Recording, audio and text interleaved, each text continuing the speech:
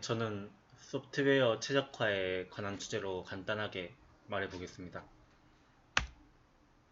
먼저 첫 번째로 알고리즘 선택의 중요성에 대해서 보겠습니다. 보면 소팅의 두 종류가 있습니다. 보면 첫 번째가 셀렉션 소팅이고 두 번째가 퀵 소팅입니다. 보시면 똑같은 데이터 10만 개를 정렬하는데 셀렉션 소팅은 18초, 밑에 퀵 소트는 5ms 걸리는 엄청난 차이를 볼 수 있습니다. 이러한 것을 보아 그 데이터 개수에 따라 알고리즘의 선택의 차이가 엄청난 결과를 보여줄 수 있음을 보여주고 있습니다.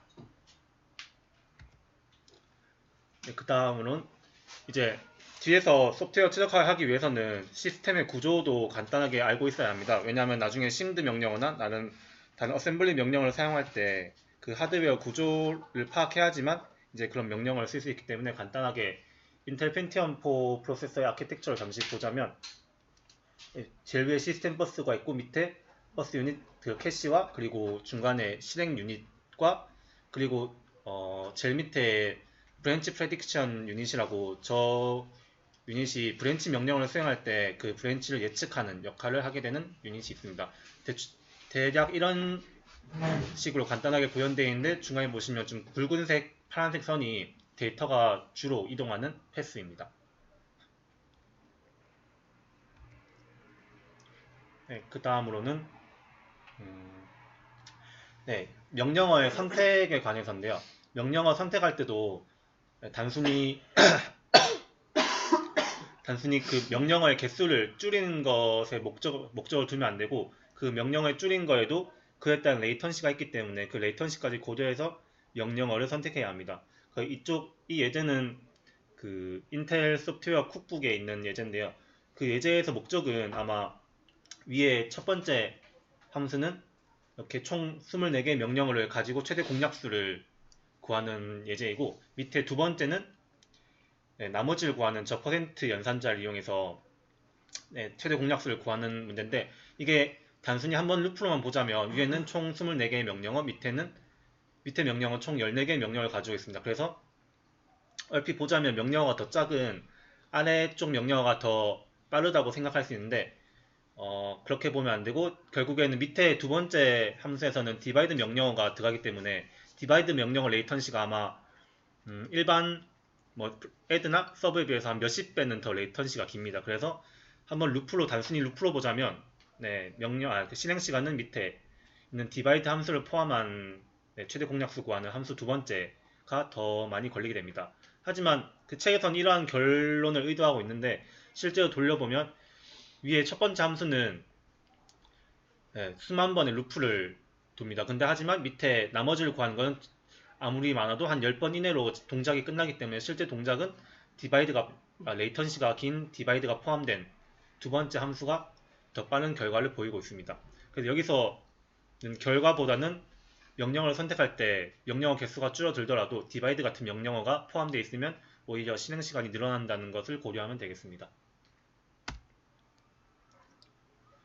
그리고 두 번째는 명령어의 병렬화입니다. 명령어의 병렬화는 나중에 뒤에 신드 쪽에서도 많이 보이겠지만 신드를 이용하지 않고도 충분히 루프를 구현할 때 병렬화를 통하여 실행 시간을 단축할 수 있습니다. 위에서 보면 데이터 몇억 개를 단순히 덧셈하는 건데요. 보시면 위에 첫 번째 캡처에서는 단순히 그 루프 몇억 번을 단순히 다 돌고 있습니다. 하지만 밑에서 보면 4개로 쪼개서 루프 횟수가 4분의 1로 줄어들게 되었습니다. 보통 이렇게 병렬화를 시키게 되면 오른쪽의 실행 결과에서도 약 10초 이상의 단축을 보일 수 있습니다.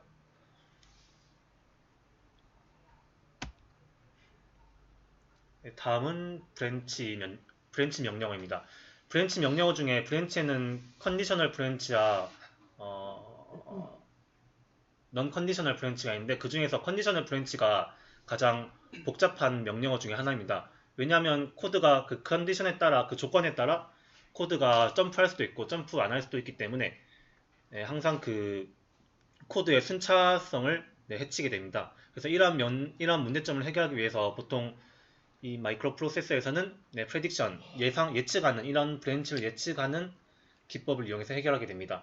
밑에 첫 번째 보시면 코드를 변경하면서 이런 프레딕터블, 그러니까 예측성을 더 높일 수 있습니다. 보시면 왼쪽에는 단순히 T1과 T2, T3를 먼저 0이냐 다 비교한 다음에 그 다음에 또 AND를 통해서 한 번 더 비교하게 되는데, 단순히 그냥 수치상으로 계산하더라도 T1이 0일 확률은 0.5, T2가 0일 확률은 0.5, T3도 0.5입니다. 그래서 3개 곱하면 이게 예측될 확률은 단순히 계산하더라도 0.1 정도 확률밖에 안 됩니다. 하지만 옆에 오른쪽에 저렇게 괄호를 통해서 OR을 통해서 T1, T2, T3를 묶어버리면 실제 예측이 왼쪽 코드는 좀 복잡한 코드를 기준으로 한 12초 걸렸다면 오른쪽 문구를 이용하면 6초에서 7초대로 시간이 획기적으로 단축되는 것을 확인할 수 있었습니다. 그리고 밑에서 브랜치 명령어를 없앨 수도 있습니다. 보시면 인텔 아키텍처 중에서는 여러 스페셜한 명령어가 많기 때문에 보시면 왼쪽에 JNE라는 이퀄이 아니면 점프하라는 이런 명령어 대신에 cmove를 통해서 위에 OR 명령어가 결과값이 0이라면 move하라라는 명령을 통해서 브랜치를 없앨 수 있습니다. 이런 명령어 교체나 아니면 코드의 최적화를 통해서 브랜치 명령어를 없애거나 아니면 그 예측 확률을 높일 수 있습니다. 그 다음에는 메모리에 관한 이슈입니다.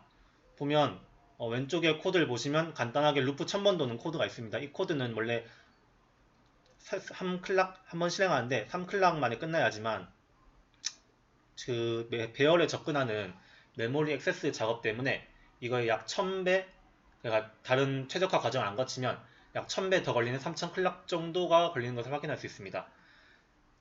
그래서 이러한 문제점을 해결하기 위해서 메모리 액세스라는 명령어가 있으면 다른 이 메모리 액세스와 관계없는, 그러니까 non-dependable 한 작업들을 먼저 그 사이에 실행함으로써 그 결과를 조금이라도 단축할 수 있지만 그래도 여전히 메모리에 접근하는 명령어들은 오버헤드가 큰 이슈가 있습니다.